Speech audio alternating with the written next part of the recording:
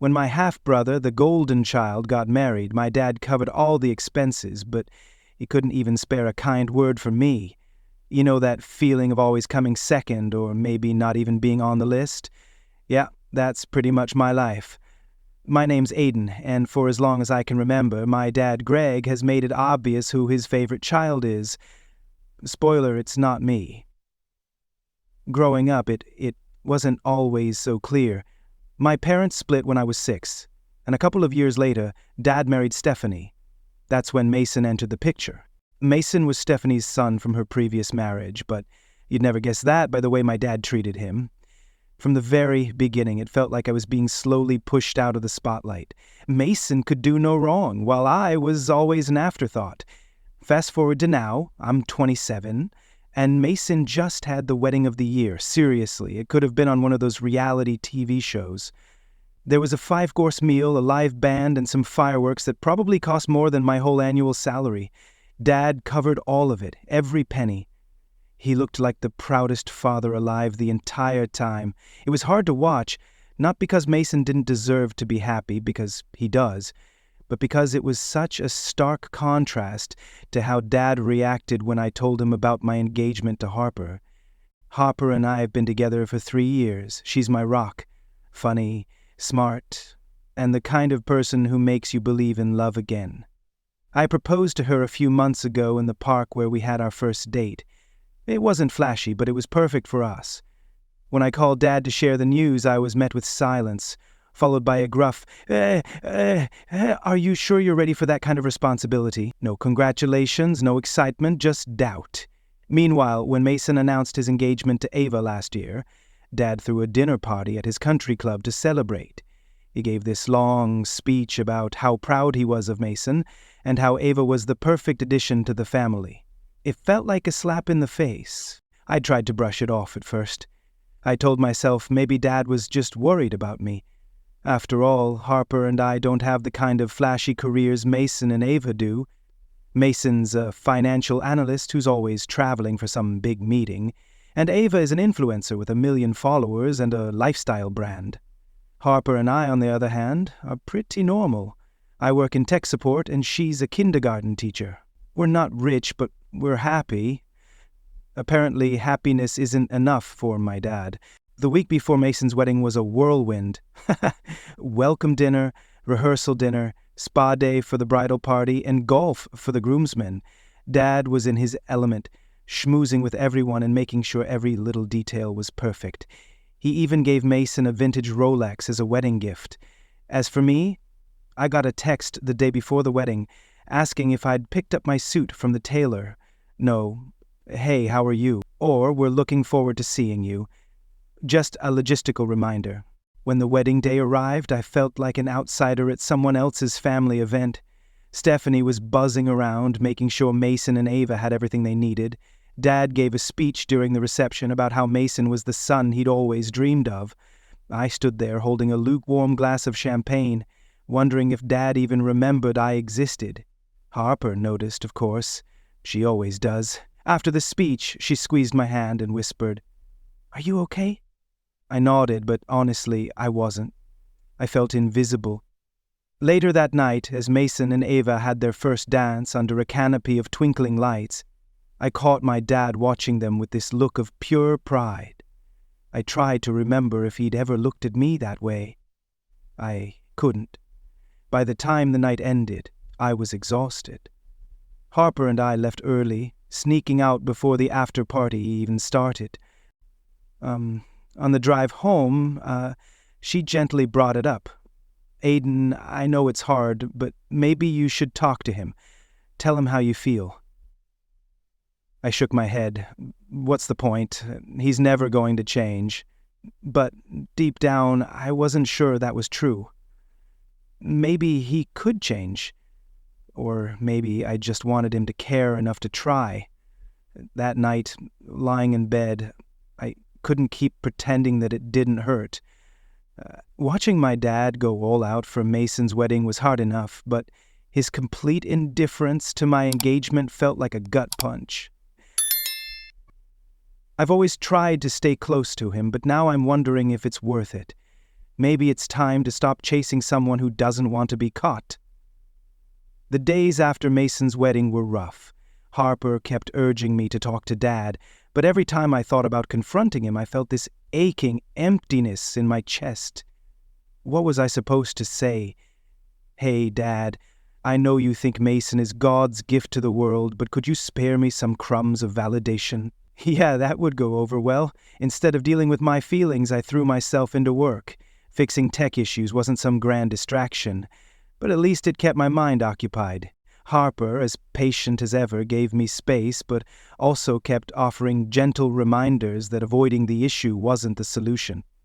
She's good like that, knowing when to push and when to back off. Honestly, if it weren't for her, I don't know where I'd be.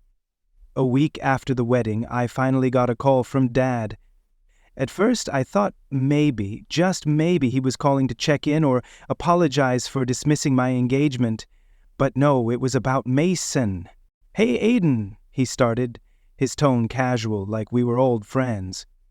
"I was wondering if you could come by the house this weekend. Mason and Ava are back from their mini-moon and we're having a little get-together to celebrate." I gripped my phone tighter, trying to keep my voice steady. "Another party? Didn't they just have a wedding?" He laughed. "Didn't they just have a wedding already?" "Yeah, but this is more intimate, just family and a few close friends." I wanted to ask if Harper and I were even considered family, but I bit my tongue. Instead, I mumbled a non-committal, "I'll think about it," and hung up. Harper noticed the tension as soon as I walked into the living room. "Let me guess," she said, folding a blanket on the couch. "Your dad wants you to celebrate Mason again?" I sighed, sinking into the chair across from her. "How'd you guess?" "Because it's what he always does." "Are you going?" I shrugged. "I don't know. I feel like if I don't go, it'll just prove to him that I'm the difficult son." She crossed the room and sat beside me, resting her hand on my arm. "You're not difficult, Aiden. You're just tired of being treated like you don't matter. And you know what? That's okay. You don't have to go if it's going to hurt you." I leaned into her touch, grateful for her support, but part of me still felt trapped. No matter how much I tried to ignore it, I craved my dad's approval. It was stupid, really. I was 27, not a little kid, but that ache was always there, quietly reminding me of everything I'd missed out on. This celebration turned out exactly how I expected. It was a thinly veiled excuse for Dad and Stephanie to show off Mason and Ava's seemingly perfect life. Harper came along to offer moral support, but I could tell she was just as uncomfortable as I was. Stephanie greeted us at the door with a glass of champagne and a smile that didn't quite reach her eyes. "Aiden, Harper, so glad you could make it," she said, her voice dripping with a politeness that felt more like a duty than genuine warmth. "Mason and Ava are out back with everyone else." Harper gave a polite nod, but I could see she was holding back a snarky comment. We made our way to the backyard, where a small group had gathered around Mason, who was in the middle of telling some story about their honeymoon in Napa Valley. Everyone was laughing at his jokes, their admiration obvious. Dad was there too, standing off to the side, with a proud grin plastered across his face. When he saw me, he waved me over. "Aiden, there you are. I was just telling Mason about that time you tried to cook steak and almost burned the house down." The group erupted into laughter, and my face flushed. I forced a smile, pretending it didn't bother me, but Harper wasn't having it. "I guess we all have our mishaps," she said coolly. "Aiden's gotten a lot better at cooking since then. He actually made the most amazing risotto last week." Dad barely acknowledged her comment, already turning his attention back to Mason. Harper gave me a look, silently asking if I wanted to leave, but I shook my head. I wasn't about to let them see how much it was affecting me. The evening dragged on, each moment reminding me more of where I stood in the family hierarchy. At one point, Dad gave another speech about how proud he was of Mason's achievements and how much joy Ava had brought into their lives. It was nearly identical to the wedding speech, but felt even more nauseating the second time around. When the party finally started to wind down, I pulled Dad aside, determined to say something. Harper had been right. I needed to stop bottling everything up. "Hey, Dad," I started, my voice shaky. "Can we, talk for a second?" He looked surprised, but nodded, leading me to a quieter corner of the yard. "What's on your mind?" he asked. It's about everything, really. The way you've been really treating me." "I know Mason's your favorite," I continued. "But—" "That's not true," he interrupted, frowning. "I don't have favorites." I let out a bitter laugh. "Really? Because it sure feels like you do. You've spent thousands on Mason's wedding, thrown multiple parties for him, and showered him with praise. Meanwhile, you couldn't even congratulate me when I got engaged." He rubbed the back of his neck, clearly uncomfortable. "Aiden, it's not like that. Mason's wedding was a big deal. And mine isn't?" I cut him off, my voice rising. "You haven't even asked me about my plans. Do you even care that I'm getting married?" The words hung in the air, raw and heavy. For a moment, I thought maybe I'd finally gotten through to him, but then he shook his head, his expression hardening. "You're being dramatic," he said. "Marriage is a big responsibility, Aiden. I just want to make sure you're ready for it." I stared at him in disbelief. "Ready for it? Harper and I have been together for 3 years. We've built a life together. But you wouldn't know that because you've never bothered to get to know her or me." Before he could respond, Harper appeared by my side, her presence grounding me. She slipped her hand into mine, her grip firm. "We're leaving," I said, my voice steady. "Enjoy the rest of your celebration." As we walked to the car, I felt a mix of anger and relief. I'd finally said what I needed to say, but it didn't feel as satisfying as I'd hoped. Dad wasn't going to change, that much was clear. The only question was whether I could finally let go of the hope that he ever would. The drive home from Mason's celebration was quiet. Harper reached over and squeezed my hand, her way of showing she was there for me without pushing me to talk. I appreciated it. My mind was spinning, replaying the conversation with Dad over and over like a broken record. I had said what I needed to, but his response felt like a door slamming shut. Harper broke the silence as we pulled into our driveway. "Aiden, I think you did the right thing tonight. Even if your dad doesn't see it, standing up for yourself matters." I nodded, but her words didn't bring the comfort I wanted. "It just feels pointless. I've been chasing his approval for years, and for what? A lecture about how I'm not ready to get married?" Harper turned to face me, her eyes soft but steady. "Maybe it's not about getting his approval anymore. Maybe it's about understanding why he's like this. It might not change anything, but at least you'd know it's not about you." Her words stuck with me. I had spent so much of my life blaming myself for the way Dad treated me, wondering what I could have done differently to earn his love. Maybe it was time to figure out why things had turned out this way in the first place. The next day, I decided to call my mom, Rachel. I hadn't talked to her about Dad in years. Not because she didn't care, but because I didn't want to drag her into the mess. She had always been my biggest cheerleader, even when Dad wasn't. When she picked up, her voice was warm and familiar. "Aiden, it's so good to hear from you. How's my favorite son?" I chuckled, despite myself. "I'm your only son, Mom."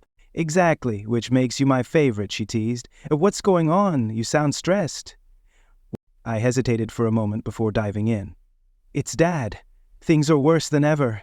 I tried talking to him at Mason's party, but he just brushed me off. I can't stop wondering why he treats Mason like he's perfect, and I'm just here." There was a pause on the other end of the line. For a moment I thought the call had dropped, but then she spoke, her tone more serious. "Aiden, have you ever thought about asking him about the past, about why he and I split up?" Her question took me by surprise. I mean, I knew they'd had their issues, but I figured it was just the usual stuff, arguments, differences in priorities. "It was more than that," she said quietly. "Your dad, he had a hard time connecting with people. Even you." When we were together, he always seemed to put work and other commitments above our family. And when Mason came into the picture, well, let's just say things got even more complicated. I frowned. What do you mean? Mom hesitated again, and I could tell she was choosing her words carefully. Stephanie had a way of making him feel like Mason needed him more than you did, she said. She painted Mason as this lost little boy who needed a father figure, and your dad, he fell for it, hook, line, and sinker. It wasn't fair to you, and I told him that, but he didn't want to hear it. Her words struck me like a punch in the stomach. All these years, I'd blamed myself for not being enough, but maybe it wasn't about me at all. Maybe it was Dad's need to play the hero for Mason, even if it meant sidelining me. Do you think he regrets it? I asked, my voice barely a whisper. I don't know, honey, she said softly, but I do know this. None of it is your fault. After we hung up, I sat in silence for a long time, trying to process everything she had said. It was like a missing puzzle piece finally clicked into place, but it didn't make the picture any less painful. As the days went on, I couldn't shake the feeling that there was more to this story. Harper noticed my unease and urged me to speak with someone who might know more. That's when I thought of Dylan. Dylan had always been close to our family, and he had a way of noticing things others overlooked. When I called him, his voice was warm with surprise. Aiden, man, it's been too long. What's going on? I need to talk to you about Dad, I said, getting straight to the point. There was a short pause before Dylan replied. I was wondering when you'd call. Let's meet for coffee tomorrow. I think we have a lot to discuss. The next morning, we met at a small cafe downtown. Dylan was already there, sipping a latte and scrolling on his phone. When he saw me, he smiled and waved me over. So, he said, leaning forward once I sat down, what's going on with Greg and Mason? I told him everything. Dad's favorite phrase, the way he dismissed my engagement, Mason's ridiculous wedding, and more. Dylan listened carefully, his expression growing serious. When I finished, he whistled softly. Damn, that's worse than I thought. What do you mean? I asked, my stomach tightening. Dylan hesitated, glancing around the cafe as if worried someone might overhear. Look, I don't know all the details, but I've heard some rumors, things Stephanie doesn't want getting out. Like what? I asked, leaning in. He lowered his voice. Like the fact that Greg might not even be Mason's biological father. The words hit me like a freight train. What are you talking about? Dad's always treated Mason like he's his own son, Dylan explained. Exactly, he continued. But think about it. Why would he go so far out of his way to prove himself to Mason if he didn't feel some guilt or obligation? It makes sense if Mason isn't really his kid. I shook my head, trying to process what he was saying. Does Dad know? I don't know, Dylan admitted. But Stephanie definitely does, and if I had to guess, I'd say she's been using it to keep him under her control all these years. The thought was both shocking and infuriating. If it were true, it would explain so much. Dad's obsession with Mason, his reluctance to bond with me, the way Stephanie always seemed to have the upper hand. As I drove home from the cafe, my mind raced with questions. Was this the missing piece to understanding everything, or just another layer of a mystery that I'd never fully unravel? One thing was certain. I couldn't ignore it. If there was even a chance Dylan was right, I had to know the truth. Over the next few days, Dylan's revelation gnawed at me like a splinter I couldn't remove. Could Mason not being Dad's biological son really explain everything? The idea seemed crazy, but the more I thought about it, the more it made sense. If Dad was trying to compensate for some deep-seated guilt, it would explain why he treated Mason like royalty while neglecting me. Harper noticed my mood right away, as she always did. "You've been quiet," she said one evening as we sat on the couch. Does this have to do with what Dylan told you? I nodded. Yeah, it's just, if he's right, it changes everything. It's not just about Dad playing favorites. It's about lies and manipulation. And if Stephanie's been using this to control him— Harper leaned forward, her expression serious. Then you need to confront him. You deserve the truth, Aiden, even if it's messy. Her words stuck with me.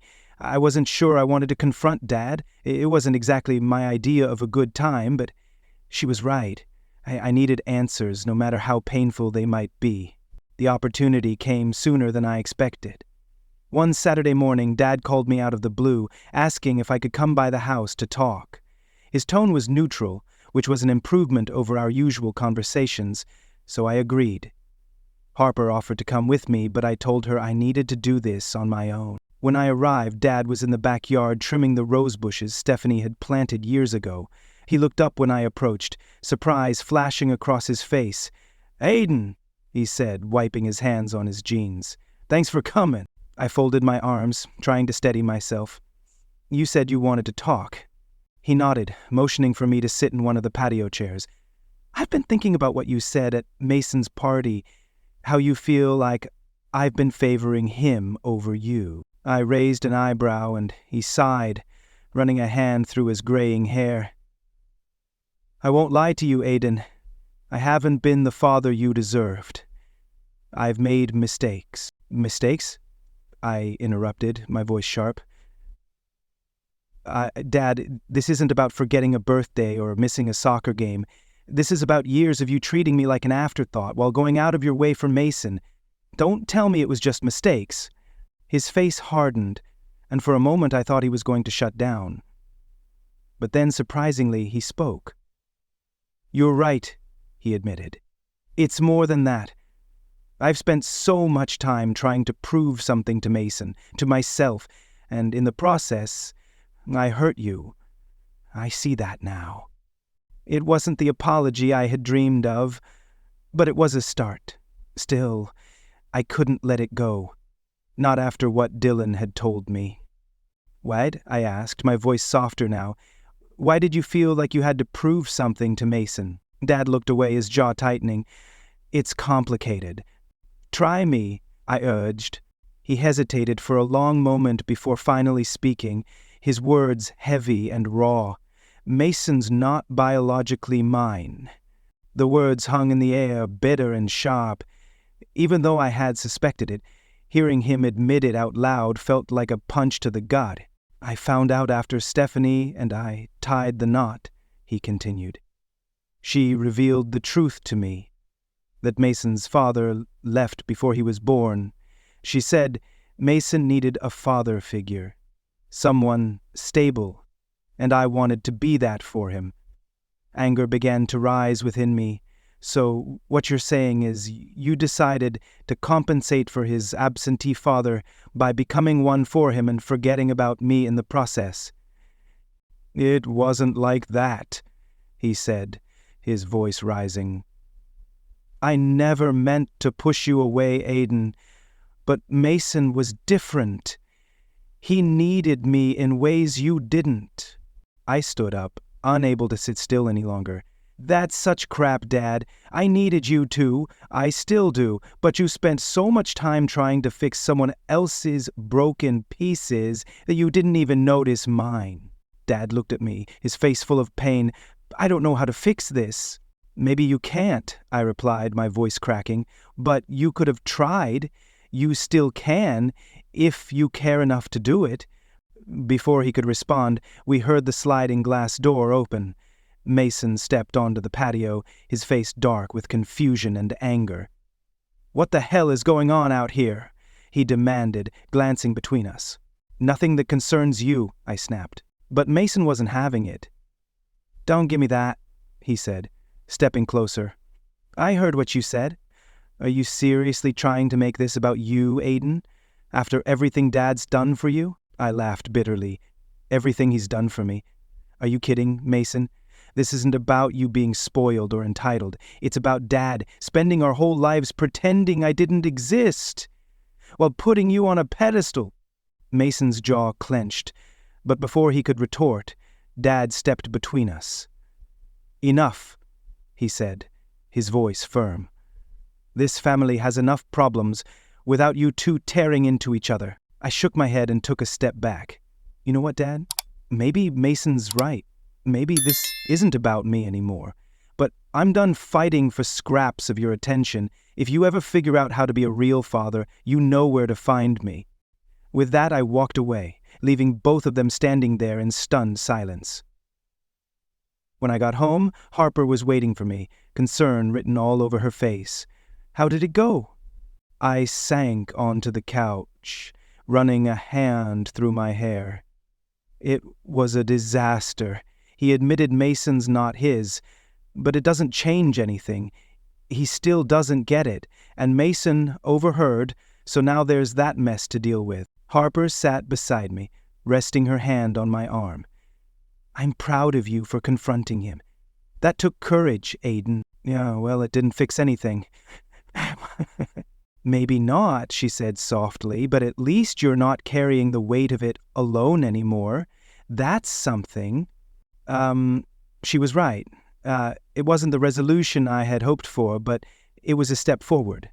For the first time in a long time, I felt like I could breathe again. Still, I couldn't shake the feeling that this wasn't over. Mason knew now, and if there was one thing I had learned about him over the years, it was that he didn't like being left in the dark. Whether I wanted it or not, the truth was out, and there was no going back. The fallout from my conversation with Dad came faster than I expected. Mason wasted no time digging for answers, and by the next day, he was calling me nonstop. I ignored the first few calls, not in the mood to deal with his self-righteous anger, but eventually I gave in. "What do you want, Mason?" I said, picking up on the fifth ring. "What do I want?" he snapped. "I want to know what the hell you and Dad were talking about yesterday. Is it true? Am I not his son?" There it was. The question I dreaded. I didn't want to answer, but I couldn't avoid it.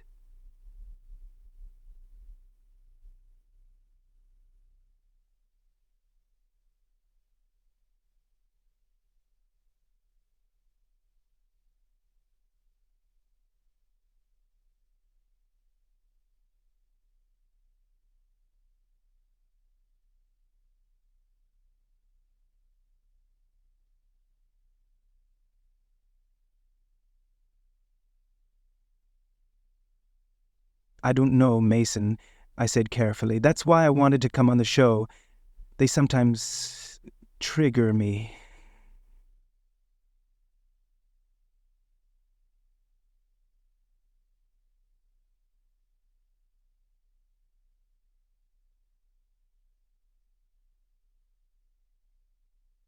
The silence on the other end was deafening.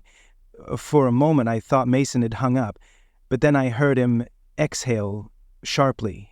"I can't believe this," he muttered. "Why didn't they tell me? Why the hell didn't anyone tell me?" I didn't have an answer for him. I wasn't even sure it was my place to be having this conversation, but here we were. "Mason, I know this is a lot to process, but maybe you should talk to them," I said, trying to stay calm. "I'm sure they have their reasons." "Don't," he cut me off, his voice shaking with anger. "Don't defend them. They've been lying to me my whole life, and now I'm just supposed to accept it? Screw that." I didn't know what to say, so I let him rant. When he finally hung up, I felt a strange mix of guilt and relief. Guilt for being the one to break the news, even indirectly, and relief that the burden of keeping the secret was no longer mine. Over the next few days, things escalated. Mason confronted Dad and Stephanie, and from what Dylan had told me, it wasn't pretty.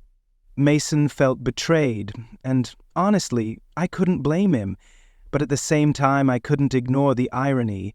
For years, Mason had been the golden boy, basking in Dad's attention and approval, while I stood on the sidelines. Now his world was falling apart, and I felt vindicated. Sad, but vindicated. Harper noticed my mixed feelings immediately. "It's okay to feel torn about this," she said one night as we sat on the couch. You're human, Aiden. You've been hurt by Mason and your dad for years, and now the tables have turned. That doesn't make you a bad person. I don't want him to suffer, I admitted, but I can't pretend I don't feel some kind of satisfaction. Does that make me a terrible brother? Harper shook her head. No, it makes you honest. But don't let their drama pull you back in. You've done the hard part. You stood up for yourself. Now it's time to focus on what makes you happy. She was right, as always, but stepping away from the chaos was easier said than done. The next major blow came when Ava, Mason's wife, called me out of the blue. I was sitting at my desk at work when my phone buzzed, her name flashing on the screen. Ava, I answered, confused. What's going on? Her voice was cold and sharp. Nothing like the warm, bubbly person I'd seen at the wedding. Aiden, I need to ask you something. Did you know about Mason not being Greg's son before all of this blew up? Not until recently, I admitted. Why? Because Mason is losing it, she said bluntly. He's been spiraling ever since he found out. He's drinking more, lashing out at me, refusing to talk to anyone who tries to calm him down. I don't know what to do. I rubbed my temples, feeling the weight of her words. Ava, I don't know what to tell you. This isn't something I can fix. I'm not asking you to fix it, she said, her voice cracking. I'm just trying to understand what's going on with him. You're his brother, Aiden. Don't you care? The question stung. Did I care? Of course I did. But that didn't mean I could magically make things better. I do care, I said finally, but Mason needs to deal with this himself. He needs to talk to Dad and Stephanie and figure out what this means for him. I can't do that for him. Ava didn't answer immediately, and when she finally spoke, her voice was gentle. I think this is going to tear us apart, Aiden. I don't think our marriage can survive this. I didn't know how to respond, so I stayed quiet. As Mason's life crumbled, I began to find clarity. For the first time in years, I felt like I could see my own future without Dad's shadow hovering over me. Harper and I began planning our wedding in earnest, concentrating on what we wanted rather than worrying about others' opinions. It was freeing in a way I hadn't anticipated. One evening, while we sat on the floor surrounded by catering options and floral samples, Harper looked up at me with a smile. You seem lighter, she said. Lighter? I raised an eyebrow. Yay, she replied, leaning against me, like a weight's been lifted. It suits you. I kissed her forehead, feeling a warmth I hadn't experienced in a long time. You're probably right. I think I've finally accepted that I don't need Dad's approval to be happy. That's a big deal, Aiden, she said, her voice full of pride. I'm proud of you. Her words meant more to me than I could express. The final chapter of this saga came a few weeks later when Dad showed up at my apartment without warning. Harper was out running errands, so it was just the two of us. He looked exhausted, older than I remembered, and there was a sadness in his eyes I hadn't seen before. Can we talk? He asked, his voice uncertain. I nodded, motioning for him to come inside. I owe you an apology, he began, sitting on the edge of the couch. For everything. For not being there for you, for letting my guilt over Mason cloud my judgment, for being a terrible father. I stayed silent, letting him continue. I don't expect you to forgive me, he said, his voice cracking. But I want you to know I'm sorry. I see now how much I hurt you, and it breaks my heart to think I might have lost you because of my own mistakes. His words were raw and vulnerable in a way I had never witnessed before, and for the first time, I believed him. I appreciate that, Dad, I said finally, but it's going to take time. You can't erase years of hurt with one conversation. I know, he nodded. But I'm willing to do the work if you'll let me. It wasn't a perfect solution, but it was a beginning. For the first time, I felt like there might be hope for us after all. As he left, I realized that breaking free from the cycle of pain and resentment didn't mean cutting all ties. It meant choosing to focus on what truly mattered. My future with Harper, my own happiness, and the people who genuinely cared about me. And that was enough.